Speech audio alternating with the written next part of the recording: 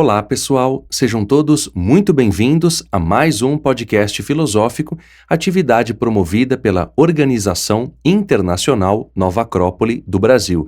E para a nossa conversa de hoje, recebemos o professor voluntário da sede São Caetano do Sul, em São Paulo, José Roberto. Seja muito bem-vindo. Olá, Danilo. É um grande prazer estar aqui novamente para podermos compartilhar algumas ideias filosóficas, né, baseado aí no conhecimento da tradição dos grandes filósofos da história. Hoje nós vamos falar um pouco mais sobre para que serve a filosofia.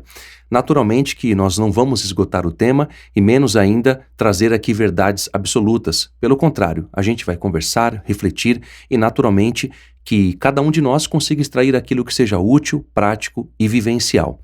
Tudo o que a gente fala nos nossos podcasts tem a ver com a filosofia, e falar especificamente sobre a sua utilidade, para que ela serve, é algo que a gente acaba tratando em todas as conversas que a gente tem. Mas, pontualmente, a ideia é a gente relacionar a filosofia com o modo de vida desse mundo moderno, ou seja, trazendo elementos para que a gente possa refletir sobre como, por exemplo, a gente pode ter um tempo para filosofar nos dias de hoje, e filosofar no sentido prático, que é, ao irmos para o trabalho, ao estarmos no local de trabalho, na faculdade, em casa, como a gente vive a filosofia. Exemplo, se eu tenho um problema de relacionamento no trabalho, isso compete à filosofia, isso cabe à filosofia, porque tem a ver com a natureza humana, o que cada um pensa, o que cada um sente, como a gente pode conviver melhor. Tudo é filosófico e a gente precisa refletir mais sobre isso. Desse ponto de vista, José Roberto, eu gostaria que você começasse falando sobre isso. Esse mundo moderno em que estamos vivendo, a filosofia como um amparo para entendermos melhor esse momento histórico e nos relacionarmos mais com a vida, com as pessoas e, naturalmente, com tudo aquilo que nos rodeia em termos de experiências.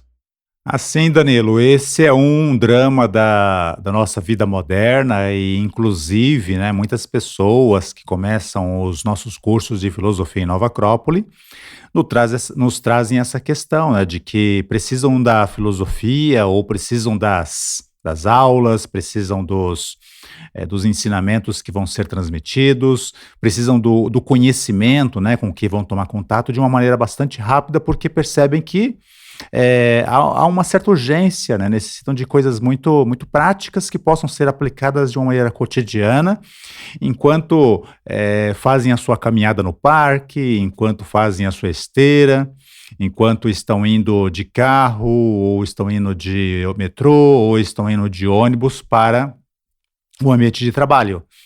É muito interessante, né, Danilo, que o esforço para ser filósofo ele é muito menor que o tempo que a gente gasta no dia ou na semana com, por exemplo, o trajeto, o translado que nós fazemos até nossos ambientes de trabalho, por exemplo, né? E isso ainda que a gente tenha que ir para o nosso trabalho a pé, ou seja, o nosso trabalho seja próximo da nossa casa, o que às vezes não é o que acontece no caso da maioria das pessoas. Então é interessante, né, Danilo, que a gente precisa remontar ao que significa a palavra filosofia, né? Filosofia foi uma palavra aparentemente, historicamente cunhada por Pitágoras e significa justamente a busca da sabedoria. A filosofia serve justamente, né, Danilo, para quando as coisas estão muito aceleradas. E essa é uma realidade hoje da nossa vida e essa é uma realidade hoje do nosso mundo. Existe uma complicação que nos atinge, que nós não pedimos por ela, nós não fizemos por merecer por ela, mas ela está aí. Então a nossa vida ela é naturalmente bastante atribulada e bastante corrida.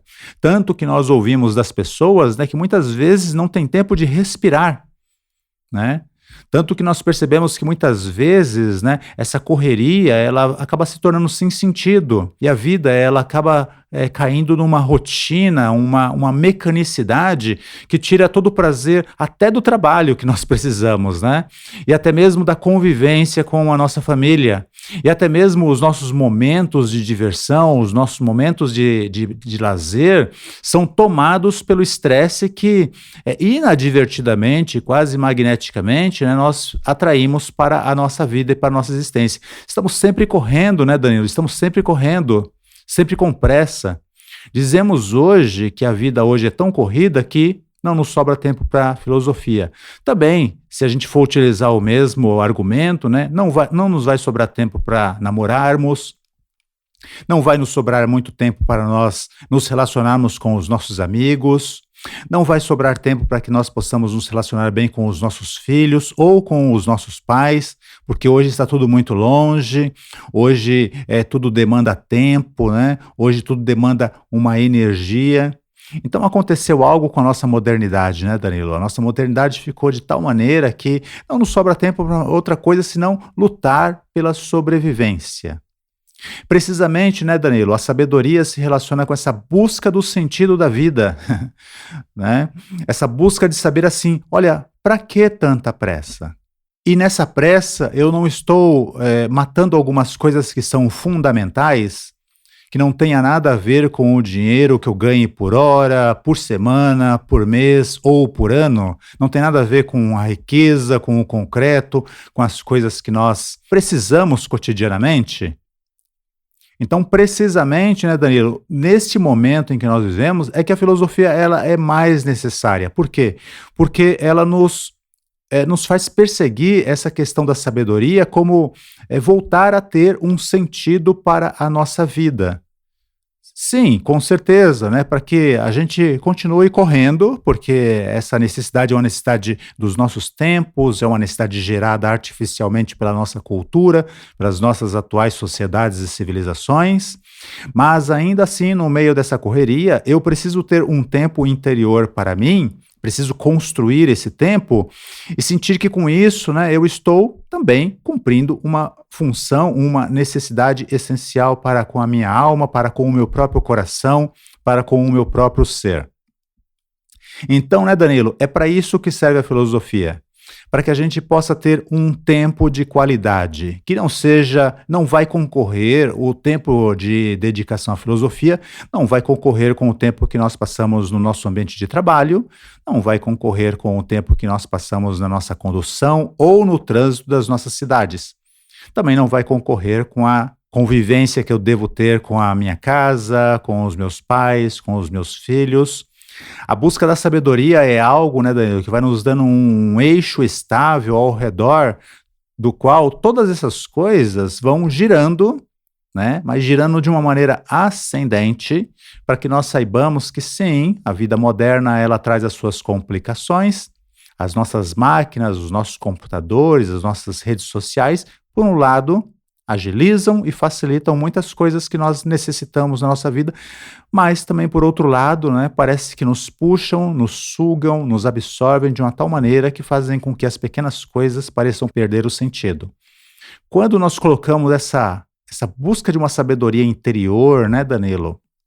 Essa busca de sabedoria que faz que a gente valorize cada pequeno contato que nós tenhamos com as pessoas que nós amamos, ou com as pessoas que dependem de nós de alguma maneira, ou das quais nós dependemos de alguma maneira, o nosso coração, né, Daniel, ele fica muito mais tranquilo, cara, ele volta a bater compassadamente. Nós voltamos a, entre aspas, funcionar segundo o ritmo da vida, ainda que as coisas fora estejam aceleradas. Então, o ser humano, quando ele persegue a sabedoria, né, com essa busca de conhecimentos essenciais para ir compondo um castelo, uma fortaleza que proteja o seu coração, proteja a sua alma e, ao mesmo tempo, lhe permita tomar contato com a essência de todas as coisas que o cercam. Ter princípios e valores filosóficos, né, Danilo, no centro permite, então, que todo esse nosso estresse, né, toda essa nossa correria, esse nosso adoecer, né, essa nossa perda da saúde que nós vamos constatando cotidianamente, tanto em nós como nos demais, passe a ter uma certa, digamos assim, passemos a ter uma certa proteção contra essas coisas. Né, para não sentirmos que estamos caminhando e ficando loucos, estamos caminhando e nos afundando nas coisas que nos cercam. Então, né, Danilo, esse seria um dos valores que nós poderíamos dizer que ganharíamos com a perda de um tempo nos dedicando à filosofia, porque vai nos conectando a um conhecimento, vai nos conectando a um modo de vida que cada vez sentimos ser mais necessário e essencial para a nossa própria sanidade. E aí sintamos que estamos cumprindo a nossa vocação, a nossa natureza interior como seres humanos. E é nesse ponto que eu quero tocar, José Roberto, da nossa natureza interior. Os egípcios tinham uma concepção septenária do ser humano, os hindus também, os gregos tinham uma concepção triádica do ser humano.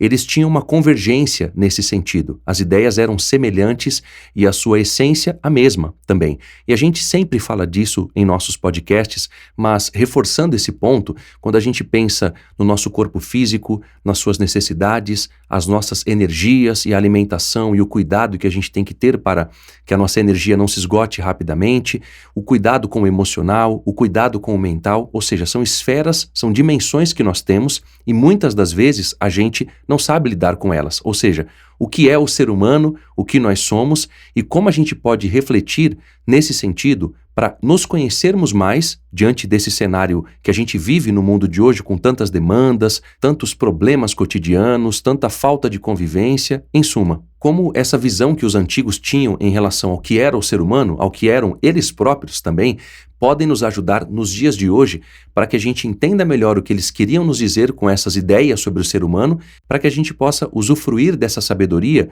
na nossa vida e nesse mundo moderno com tanta informação, tantas questões que a gente tem vivido hoje em dia.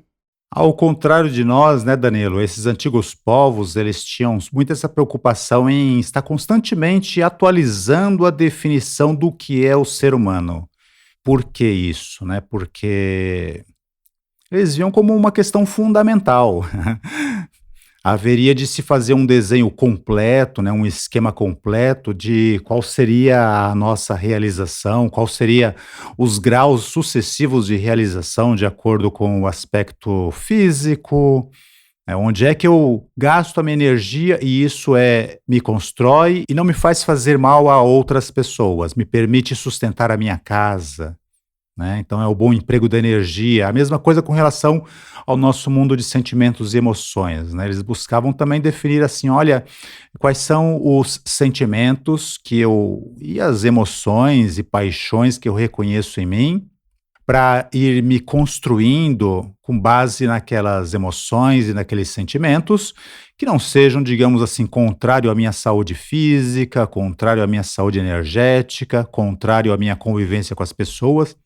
Então, quando eu fico com raiva, por exemplo, né, Danilo, a psicologia já há mais de 60 anos já demonstra que a pessoa cujo modo de vida leva ela a acessos constantes de raiva, ela em algum momento vai ter um problema físico, né? Ela vai psicossomatizar esse estado emocional agressivo e descontrolado, ou outros, né? O medo, a angústia, a paixão excessiva. Então, há uma necessidade de saber o que é o ser humano, levando em consideração que nós temos essas emoções mais densas, assim como também há que definir o que é o ser humano para que ele possa reconhecer quais são digamos assim, as sementes de sentimentos que ele pode ir alimentando, de amor, de ternura, de compreensão, de afetividade, de generosidade. Né? Não é nem questão as emoções são boas ou más, ou os sentimentos são bons ou são maus. Né? Tudo depende da intensidade, tudo depende da energia de construção que nós vamos aplicando e para que e onde. A mesma coisa também na esfera das ideias. Quais são aqueles livros, aquelas leituras que vão fazer bem, vão construir um reto conhecimento. Quais são as conversas, né, que vão alimentar a minha razão ao invés do meu fanatismo? Quais são os contatos com que tipo de pessoas, né, trocar ideias, conversas, modos de vidas e experiências para que eu me enriqueça cada vez mais? Da antiguidade, por exemplo, né, Danilo, a busca pelos antigos filósofos, pelos grandes filósofos, que é a relação que a gente vê entre, por exemplo, Platão e Sócrates, era o reconhecimento de que aquela pessoa mais velha tem algo que eu, como mais jovem, não tenho. Aí, naturalmente, se chega do respeito pela idade, né, o respeito pelo modo de ser da pessoa mesmo, modo justo, moral, de exemplo. E isso Platão reconheceu que cada vez mais o auxiliava a ascender, não apenas na esfera do conhecimento, porque ele já tinha conhecimento de sobra com a sua pouca idade, mas na posse de um saber, né, que é muito mais profundo e muito mais íntimo e que o colocava em contato com as esferas mais elevadas da sua própria consciência. Então, a realização para o filósofo seria isso, né, Danilo? Partir de uma definição do que é o ser humano, e olha, em Nova Acrópole nós estudamos muitos filósofos, né, e todos eles acrescentam uma parte dessa definição que nos ajuda a nós irmos construindo e elaborando cada um de nós a nossa própria definição. Às vezes nos perguntam, né, Danilo, se os egípcios eram, por exemplo, tão bons, por que caíram na história? Por que desapareceram? Se os romanos eram assim tão filosóficos, conquistadores e altivos, por que desapareceram? Essa sabedoria que nós estávamos falando atrás, ela não passa por osmose. Ela necessita ser integrada ao nosso modo de vida, ela precisa ser vivenciada por mim, ela precisa ser vivenciada por você, ela precisa ser vivenciada por cada idealista, né, que busca em si um pouco de sabedoria, para que nós possamos cada vez mais ir tomando contato com os nossos melhores pensamentos, as nossas melhores ideias, desenvolvendo os nossos melhores sentimentos, aprendendo a preservar e a bem utilizar a nossa energia de vida e canalizar tudo isso em atos, né, em ações que sejam um simbolismo de todo esse movimento interior.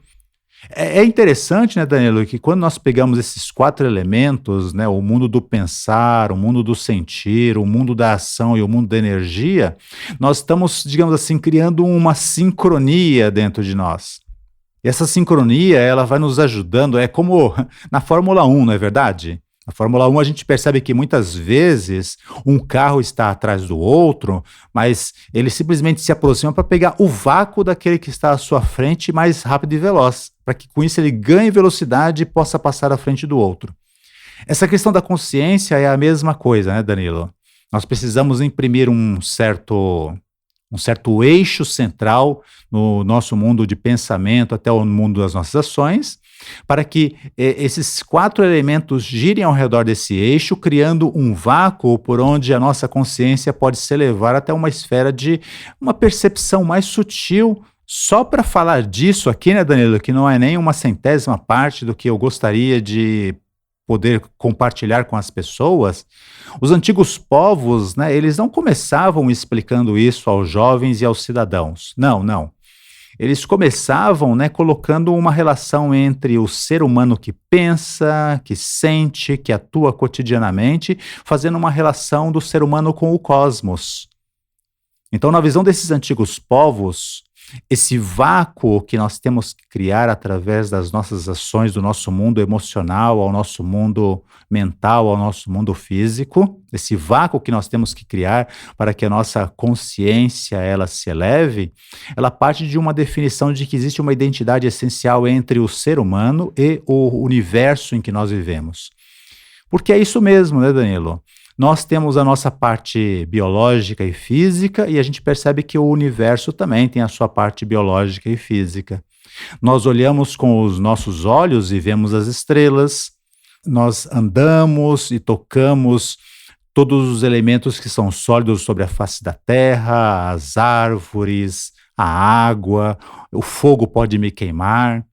Ou seja, eles descreviam que entre o ser humano e o cosmos existe uma identidade física. O meu corpo é feito de matéria e o corpo da Terra e o corpo do universo também é feito de matéria. Bom, pelo menos 5% do universo é feito de matéria, né? Eles também percebiam, né, que da mesma maneira que nós temos uma energia física, uma energia vital, o universo também tem uma energia vital. Por isso que nós vemos, né, que as águas de um lago não estão paradas, as águas de um lago estão em movimento em direção ao oceano. Por isso que nós temos a percepção, né, não uma percepção física, mas uma percepção interior de que a Terra está em movimento ao redor do Sol. E o Sol também está em movimento, né, levando todos os planetas do Sistema Solar ao redor da galáxia. Então, ao mesmo tempo que em nós existe uma vida, o universo e o cosmos também têm uma vida, também está em movimento. O nosso coração pulsa, permitindo que que o sangue circule nas nossas veias e artérias. A mesma coisa, né, o movimento permite com que a energia do universo esteja sempre em movimento. Da mesma maneira que nós temos emoções e sentimentos, né, Danilo? Bom, pelo menos na visão dos antigos povos, né? Na visão dos antigos egípcios, que diziam assim como é acima é abaixo, assim como é abaixo também é acima. Esses antigos povos também viam, né, que a natureza ela também tem emoções e sentimentos. Tanto, né, Danilo, que eles concebiam que tudo na natureza está organizado para proteger a vida e permitir que a vida, né, transite cada vez para patamares mais elevados. Assim, pelo menos, é como eles definiam a evolução. Não apenas a evolução das formas, né, mas a evolução da vida em si. Então, por exemplo, entre um átomo e o sistema solar, eles iam uma identidade. Né? No átomo, a vida está presente numa pequena fagulha. Já no sistema solar, a vida estaria presente numa quantidade imensurável para os nossos padrões humanos. Então, eles percebiam, né, que tudo isso é demonstração, digamos assim, do carinho da natureza para todas as coisas que vivem nela e que ela própria propicia todo o necessário para que não só sobrevivam, mas para que as formas perdurem e sirvam cada vez mais para que a vida que cada uma dessas formas possa crescer, evoluir. Da mesma maneira que nós, né, Danilo, temos a capacidade de pensar, nós temos a capacidade de raciocinar. Eles percebiam, né, através das leis da natureza, que toda a natureza ela é também muito inteligente. As coisas não são caóticas, né? As coisas não são desorganizadas. Pelo contrário, as coisas são muito ordenadas, cada coisa está perfeitamente no seu lugar, cumprindo a sua função, cumprindo o seu papel, cumprindo o seu próprio destino, as estrelas no céu, o rio indo em direção ao oceano, o oceano recebendo todos os rios, o oceano naturalmente equilibrando a sua salinidade para permitir a vida. Então, através das leis da natureza, né, Daniel, eles percebiam o quanto a natureza também ela tem pensamento, entre aspas, e também tem sentimento. Só que muito mais ordenados do que os nossos, né? Muito mais estáveis do que os nossos, muito mais, vamos dizer assim, convicto de qual é o seu destino. Então, é muito interessante, né, Danilo, que eu sei que não é a nossa concepção hoje, né, Danilo? A nossa concepção ela é muito artificial. Nós conseguimos separar o ser humano da natureza, pelo menos psicologicamente falando. Mas para esses povos, não. Isso não era uma novidade, não era uma manchete de jornal. Para eles era uma realidade tátil, sensível, racional e principalmente moral.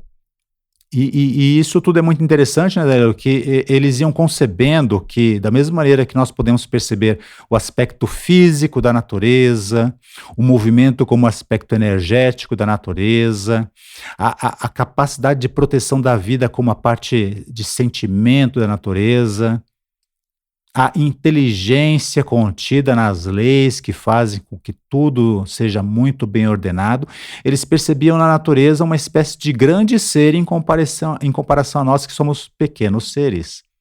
Né? Porque seria só uma questão de tamanho a diferença. E isso é muito interessante, né, Danilo? Porque quando buscavam ser melhores, quando buscavam, digamos assim, ir conquistando uma quinta dimensão humana, que é uma dimensão moral, de valores humanos, de harmonia, de estética, de justiça, eles entendiam, né, que através do aperfeiçoamento das nossas funções humanas iam se aproximando cada vez mais dos elementos da natureza. Iam se aproximando cada vez mais, tornando-se cada vez mais um microcosmos perto do grande cosmos. E percebendo que isso vai criando uma identidade entre o ser humano e o cosmos que o cerca. Então, basicamente é isso, né, Danilo? Eles percebiam que o ser humano tem 4 elementos, 5 elementos dentro de si.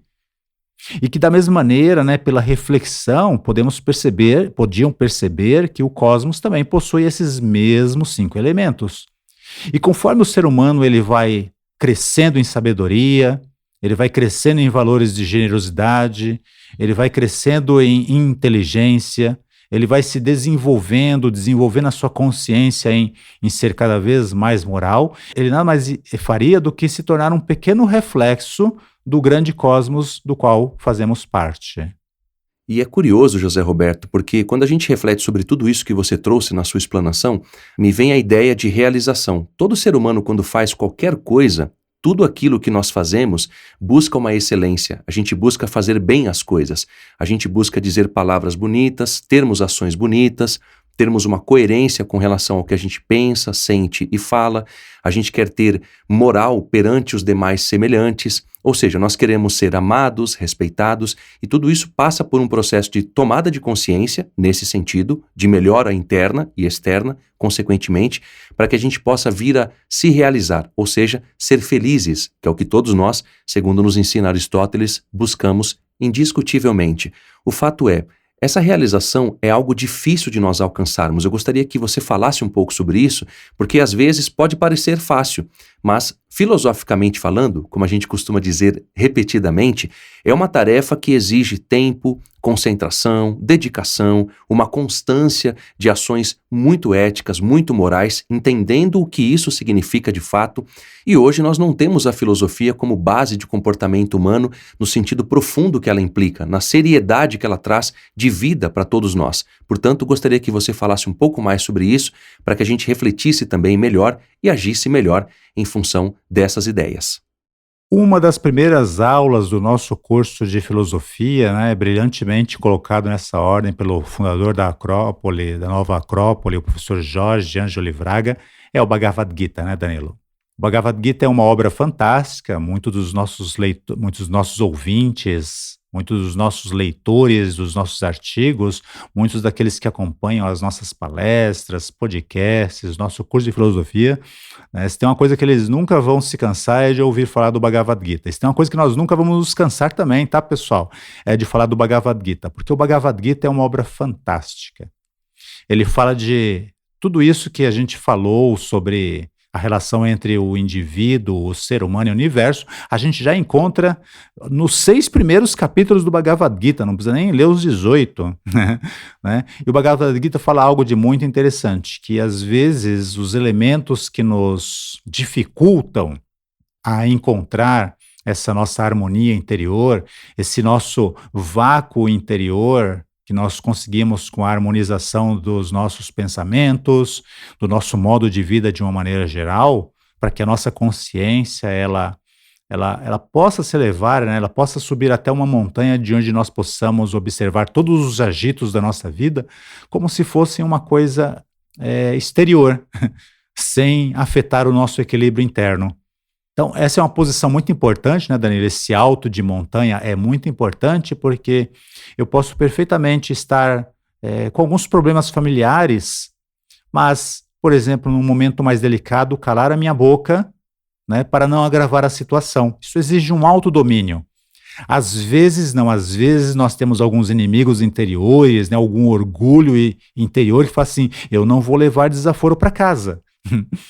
E é aí que a gente complica as nossas relações, em casa, no trabalho.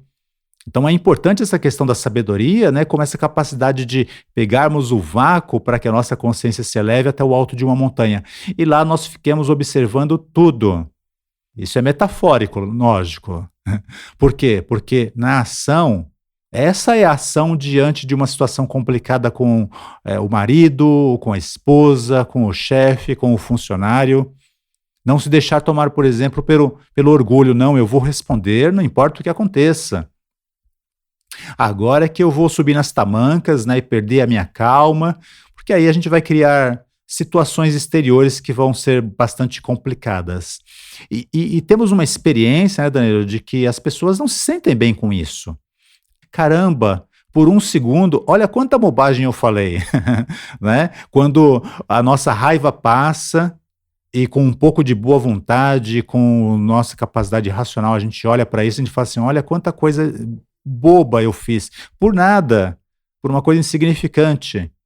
Então é interessante, né, Daniel, que o Bhagavad Gita, ele nos começa falando dessa guerra interior que existe dentro de nós mesmos, entre o nosso aspecto mais selvagem, o nosso aspecto indomado, o nosso aspecto instintivo, a nossa impaciência, o nosso orgulho, e aquilo que nós queremos ser como seres humanos.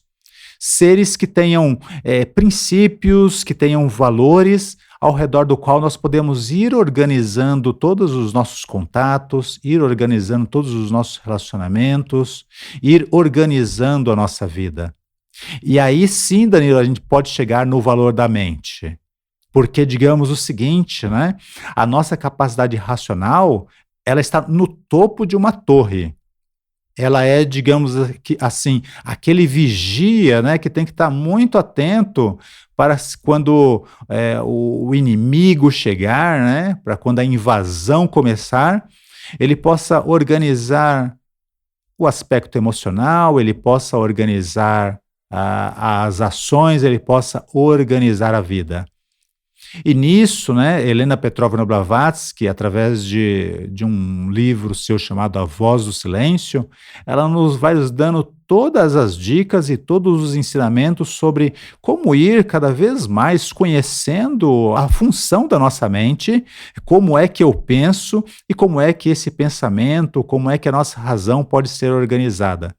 Porque é muito interessante, né, Danilo? Eu estava lendo um artigo que falava sobre linguagem, e o autor disse algo que, como sempre, né, como filósofos, a gente precisa refletir de vez em quando sobre algumas coisas.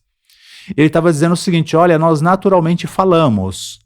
Desde os 5, 6 anos de idade, né, a gente começa a esboçar as primeiras palavras e nunca mais cala a boca. Só que ele diz o seguinte, né? Quantas pessoas conhecem, digamos assim, a gramática, né? A forma correta de falar, a forma bela de emitir palavras e emitir sentenças? A gente percebe que muito poucas. Bons poetas, por exemplo, né, como Khalil Gibran, mesmo traduzido para o português, nós percebemos, né, a beleza daquelas palavras. Aí a gente percebe uma pessoa, né, que levou essa nossa capacidade de comunicação, de falar, de se comunicar, a, digamos assim, a um ápice. Então, nós falamos, mas a nossa capacidade de falar, dificilmente nos preocupamos com embelezar com uma ciência, com uma arte. Esse mesmo autor, né, na mesma frase, ele diz o seguinte, olha, nós pensamos cotidianamente, isso nos faz enganar que nós sabemos pensar. Mas para saber pensar, na opinião dele, né, nós teríamos que, por exemplo, conhecer os conceitos de lógica de Aristóteles. Para que a gente não apenas fique pensando as coisas por aí, às vezes pensando muita bobagem, às vezes pensando descontroladamente, mas nós saibamos, né, como é que funciona a nossa mente para que os nossos pensamentos eles sejam lógicos, organizados e verdadeiramente racionais. Perfeito? Porque isso que nós fazemos cotidianamente, né? Isso não é nenhum... Isso não nos distingue, às vezes, dos animais, né? Que simplesmente latem, miam. É uma função natural. Mas ela pode ser embelezada. É como a gente percebe um grande artista, como, por exemplo, o Michelangelo, né? Ele viu um mármore. E ali naquele mármore, né, como um ser inteligente que ele era, ele fala assim, aí eu vejo uma estátua. Aí tudo que ele fez foi tirar o excesso. O material, a matéria já estava lá. Ele só fez o quê? Ele só fez tirar o excesso e aí surgiu aquela maravilhosa obra, o Davi. E surgiu com toda a inteligência humana, né, porque quando você olha de baixo, dizem, né, quem tem essa experiência, você não percebe assim distorção nas perspectivas. A mesma coisa com relação à nossa capacidade de nos comunicarmos. Ela pode ser embelezada, porque falar cotidiano é simplesmente termos à nossa disposição o mármore. A mesma coisa, né, Danilo? O nosso pensamento. Pensar é como se simplesmente nós trabalhássemos, beijássemos o mármore. Mas a nossa capacidade de pensar, usar a nossa mente, ela pode ser trabalhada, ela pode ser refinada para que nós tenhamos um Davi os nossos pensamentos, a expressão dos nossos pensamentos seja uma estátua muito bem feita, a expressão da nossa linguagem seja também uma estátua muito bem feita, que nós consigamos traduzir perfeitamente o que nós sentimos, o que nós queremos dizer, com amor, com carinho, e isso exige um treinamento. E por isso que Blavatsky, entre muitos outros ensinamentos, ela disse, a mente é a grande assassina do real, que o discípulo mate o assassino. Nessa ideia, né, Danilo, de educarmos e esculpirmos o nosso aspecto mental para que nós sejamos os senhores daquilo que dizemos, os senhores daquilo que pensamos, e não que as ideias, as imagens e as coisas externas falem por nós, né? Então esse realmente é um grande desafio, e a filosofia nos ajuda nisso, né, Danilo? Porque vai nos colocando em contato com ensinamentos, filósofos e tradições cuja principal função e missão no universo, né, era justamente ensinar o homem, o ser humano, a bem utilizar a sua mente para que ele possa reconhecer em si essa guerra interior entre os seus instintos, entre a sua inteligência, e se sinta que caminha com passo certo em direção à conquista da sabedoria que cada um de nós pode conseguir. Você trouxe esse exemplo do pensamento, não é, José Roberto? Lidar com a mente não é uma tarefa fácil. A gente não fala aqui das zonas cerebrais, mas sim dessa mente que está para além do nosso cérebro. Aquilo que emite o pensamento para o nosso hardware, digamos assim, processa a informação e concretize. Ou seja, a gente está falando de uma mente que não é a cerebral. E isso é muito importante refletir, porque o domínio dessa mente, do nosso pensamento, que o cérebro processa, é muito importante. O Buda já ensinava isso há milênios atrás. Os grandes mestres de sabedoria falam muito de práticas de concentração. E é lógico que a finalidade disso tudo tem que ser ética e moral, como nos ensinam os grandes sábios de todos os tempos. Ou seja, dominar a mente, lidar com esse elemento é uma tarefa bem difícil. A gente se distrai muito rápido no celular, na internet, em uma conversa aleatória. A gente perde muito o foco e a concentração. E isso é algo que nos faz perder muita energia e perder oportunidades de experiências de vida um pouco mais profundas também. Eu gostaria que você falasse desse processo da mente de nos ajudar a conquistar algo dessa realidade mais espiritual, mais elevada e que nos leve, claro, a uma conquista humana da nossa própria consciência também. Sim, Danilo, esse é digamos assim, a base para nós entendermos, se imaginarmos, por exemplo, um círculo, né, Danilo, e no centro desse círculo nós colocarmos um ponto, que é onde se apoia a agulha do compasso, né, para fazer o círculo, né, a circunferência. Sim, realmente, os problemas que nos atingem, que atingem a cada um, eles são muitos. Interessante que, na visão dos filósofos, não é uma questão de nós queremos resolver os problemas, mas principalmente usando a nossa razão, o conhecimento filosófico e humanista essencial, né? Uma sabedoria essencial que nós vamos aprendendo sobre nós mesmos, nós irmos aprendendo a chegar ao centro de onde surge essa circunferência de problemas. Uma outra maneira desses antigos povos, de Platão, de Confúcio, de observarem a vida, né, Danilo? Até mesmo da filosofia do mestre Siddhartha Gautama ou Buda, é de que um grande indicador de quem somos nós são justamente as crises. A palavra crise hoje, né, Danilo, ela foi muito dramatizada, mas para os gregos, por exemplo, de onde ela se originou, ela significa simplesmente mudança. Então, por exemplo, nós que às vezes mudamos o endereço das escolas, né? Isso causa uma crise, ou seja, isso causa uma necessidade de mudança. A gente tem que embalar os livros da biblioteca, a gente tem que acondicionar todas as nossas cadeiras, temos que reunir todos os materiais, temos que fazer essa mudança de tal maneira organizada para que quando nós cheguemos no nosso novo endereço, a gente possa, o mais rapidamente possível, Né? Se a gente começa a mudança no sábado e continua domingo, na segunda-feira a escola tem que estar com a biblioteca novamente relativamente bem organizada, com as mesas e as cadeiras colocadas no lugar, já sabendo em que cada sala vai ficar uma ou outra coisa. Ou seja, essa mudança em que você tem que embalar, tem que transportar e depois tem que arrumar, ela é, digamos assim, pelo contexto dos antigos gregos, né, uma crise. Então, na visão deles, uma crise é isso, é uma necessária mudança, não dá para fugir desse transtorno. Qual é o problema da crise, né, Danilo? O problema da crise é a dor. O problema da crise é o sofrimento. Eu estou passando por uma mudança no relacionamento com as pessoas que convivem comigo, né? Algumas coisas têm que sair do lugar, algumas coisas têm que ser embaladas e têm que ser transportadas para um outro lugar e lá organizadas de uma determinada maneira, né? Isso acontece nos nossos relacionamentos, isso acontece na nossa convivência social, né? As nossas sociedades estão constantemente passando por mudanças, mudanças, mudanças. Bom, nos atinge, para começar, né, Danilo, porque nós não sabemos em nós o que é fundamental. E esse é um dos grandes ensinamentos aí do Dhammapada, baseado nos ensinamentos do mestre Siddhartha Gautama, o Buda. Nós temos que conhecer a causa da nossa dor, né? Muitas vezes a dor pode ser respondida simplesmente porque nós não sabemos o que é o ser humano, né? Nós não sabemos quem somos nós.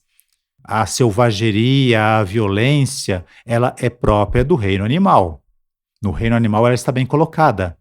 Já no ser humano, não. No ser humano nós podemos dizer o seguinte, a violência ela é opcional.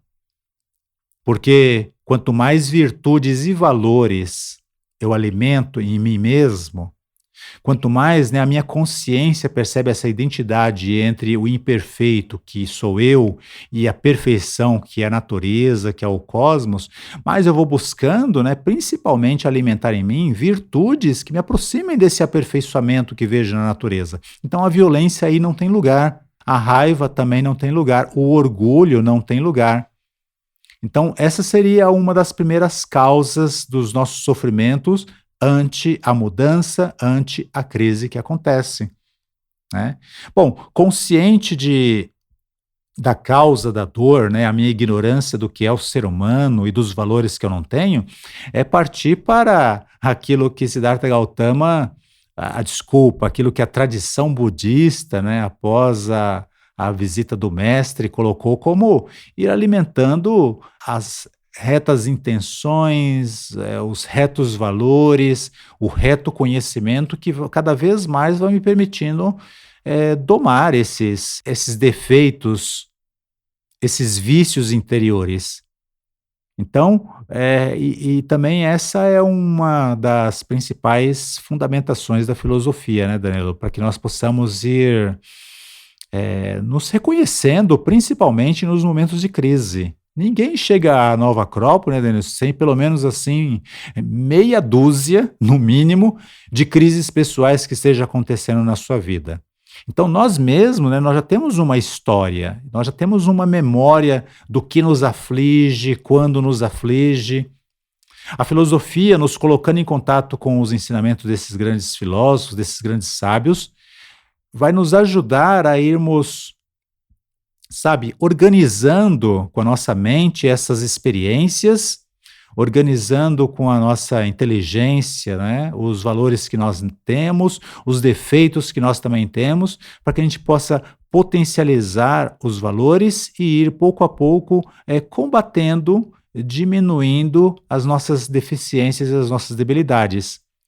Crises sempre vão existir, né? Existiu na vida daquele romano que viveu no século V a.C., existiu para o cidadão e a cidadã medieval, né, que viveu no século XIII, existiu para o europeu do século XIX e existe para nós hoje aqui no século XXI. Crise sempre vai haver. É uma natureza, é uma lei fundamental do universo em que nós vivemos. Então nós temos que nos harmonizar com essa lei de uma maneira inteligente, aproveitando a crise, aproveitando a dor, aproveitando o sofrimento, para conhecer cada vez mais a nós mesmos.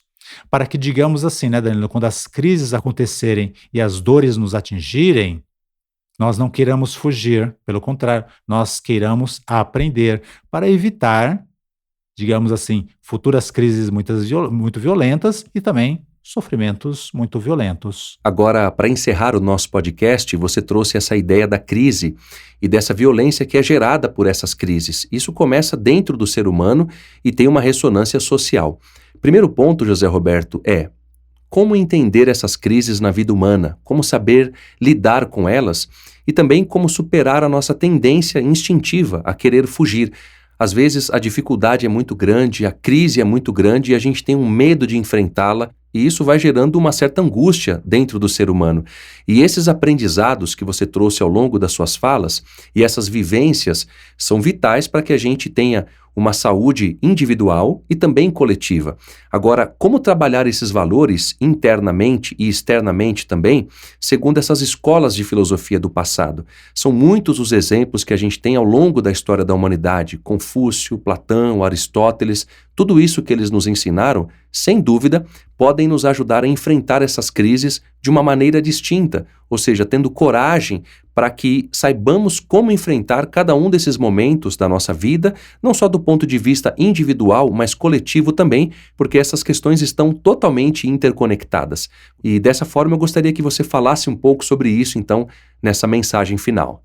Sim, Danilo, todas as grandes escolas de filosofia do passado, e isso também vai coincidir com a Academia de Platão, o Liceu de Aristóteles, a Escola Estoica Romana, né? O mestre Confúcio com os seus discípulos, verdade que é muito natural. A melhor maneira de nós convivermos em uma relativa harmonia social é, primeiro, nós nos conhecermos a nós mesmos e nos conhecermos com aquele esforço sincero, de bom coração, de irmos dominando os nossos egoísmos, os nossos instintos, a nossa sede de poder, de querer prevalecer, né? Os nossos medos, as nossas inseguranças, os nossos preconceitos. Então, eu tenho que reconhecer essas coisas em mim mesmo, eu tenho como idealista, como filósofo que me proponho a ser, né, ir trabalhando cada vez mais e substituindo essa água suja no copo que sou eu, né, por água um pouquinho mais limpa, um pouquinho mais pura.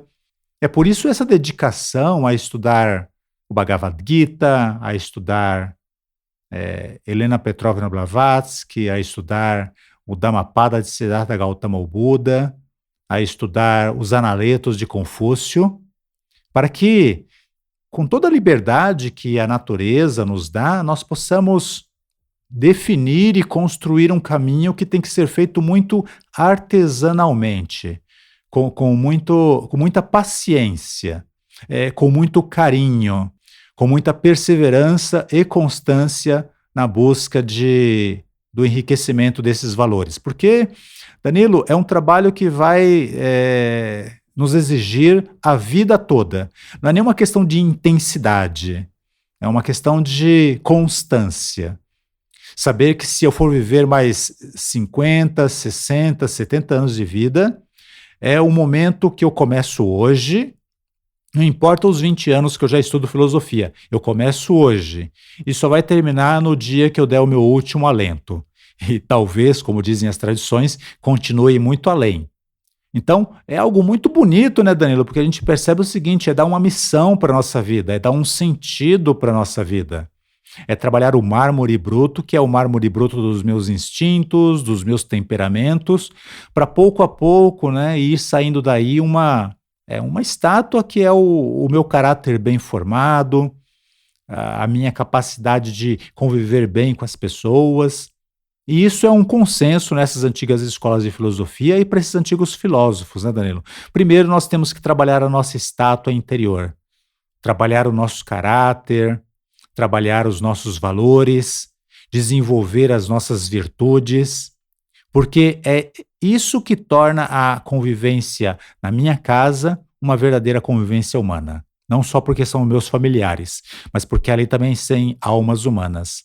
Isso torna a convivência saudável com os meus vizinhos. Não porque eu os conheça intimamente, né, mas porque são seres humanos. Cada um deles, né, esse mais consciente, aquele menos consciente, estamos todos na mesma luta, na mesma guerra interior. E também, né, Danilo, com a humanidade.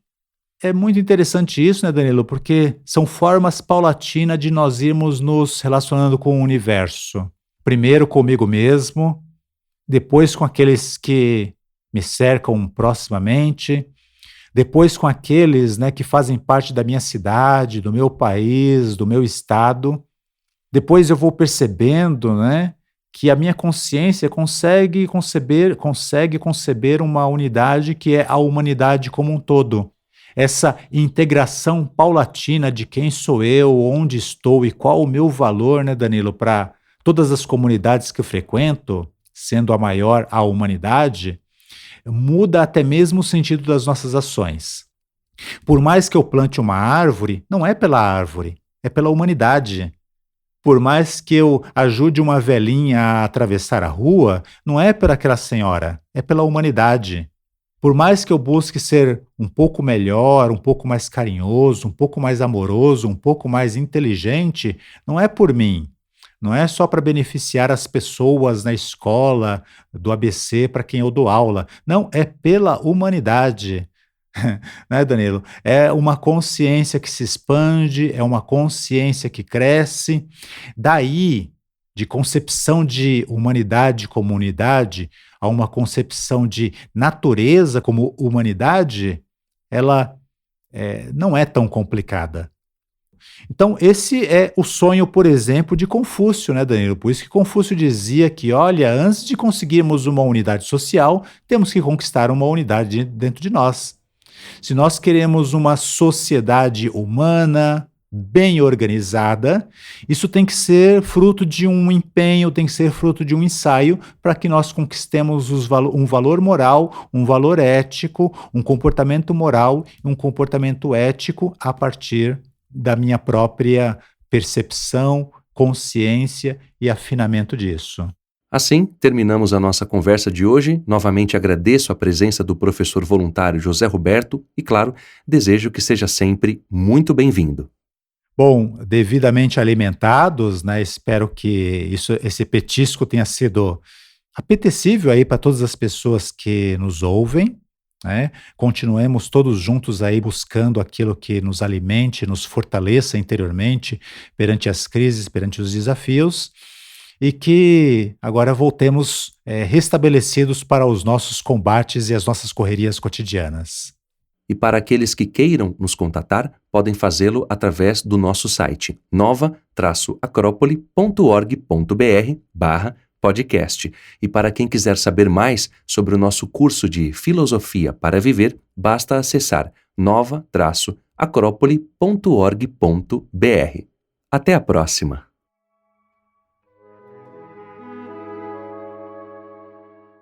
A trilha sonora deste podcast é de autoria de Claude Debussy, Clair de la Lune.